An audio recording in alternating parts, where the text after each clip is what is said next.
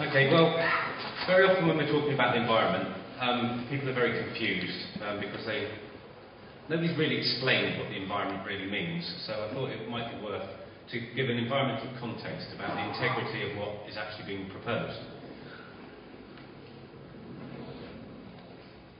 Where's he going? So what is the environment? The environment is our surroundings and our circumstances for life. And doctors look after the insides of our bodies, but environmental scientists look after the health of the rest of the planet. So the Earth is your environment, but the word environment works on many different scales. The Earth, a planet travelling through space, our only means of support, and if we don't manage the planet well, we won't be here. At an international level, we have the United Nations, who collaborate over all of the coordination for oceans, pollution, fish stocks, world forests, etc. At a national scale, we have parliaments, where we have laws regarding energy provision through the food supply, land use. We have acts of parliament like the Wildlife and Countryside Act and various other things that we have to follow. At a regional level, we have to consider infrastructure and strategy.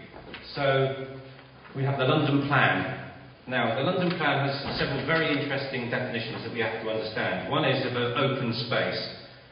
All land in London that is predominantly undeveloped, other than buildings or structures that are ancillary to the open space use. So, very clearly from this, and I'm having this confirmed from the GLA, that if you have buildings which are ancillary to an open space, it's open space. So I presume that a Lido will be, at some point in the near future, classified as open space. The next thing that we have to consider is, in more specifics, and we're really getting down to the nitty-gritty of environment now, is there is a Thames policy area. This is an area that covers a proximity along the Thames right the way through London.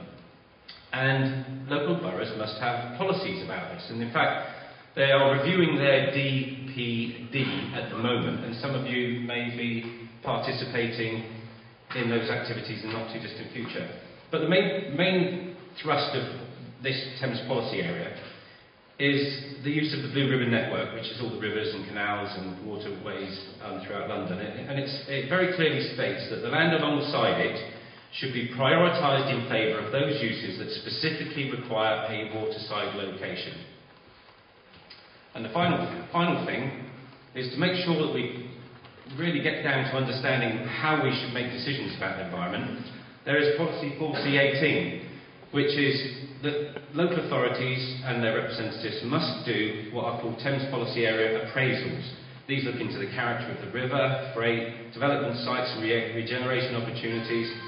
But essentially, the area must be designed from the water.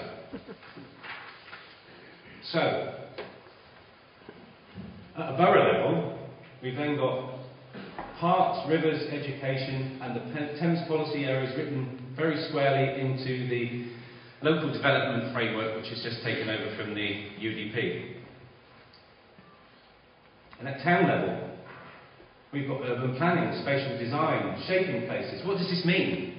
Well, the assessment technique which I've just told you about is designed to allow us to identify what these environmental needs are.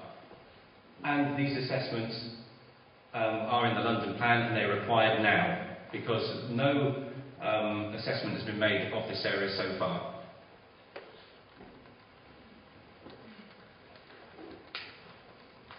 So, at street level, we've got Twickenham Riverside, an environmental conundrum.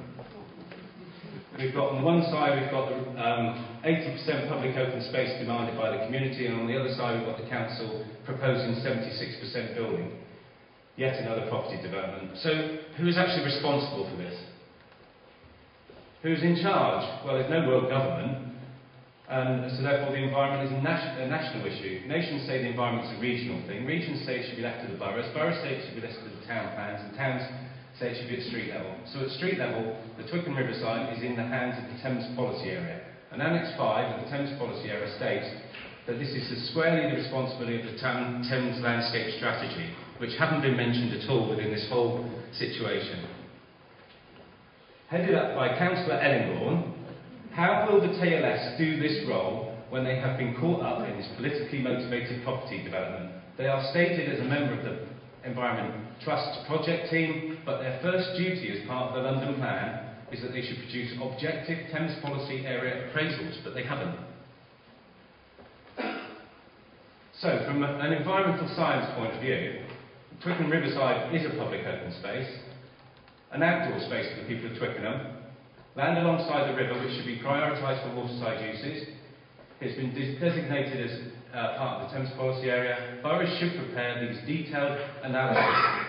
And without this appraisal, in my professional opinion, I cannot see how a meaningful environmental decision can be made. I cannot at present see any environmental benefit for the Riverside or the town from luxury housing being on the site.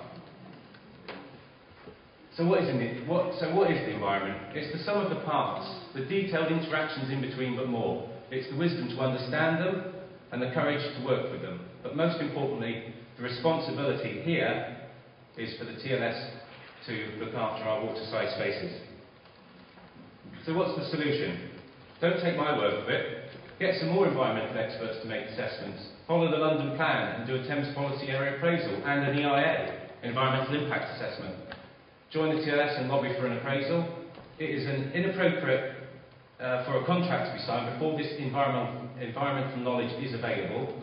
And Twickenham and Riverside is such an important issue that even if the complete environmental picture wasn't known, it should be in the manifestos and decided at the next election, if nothing else, to protect democracy.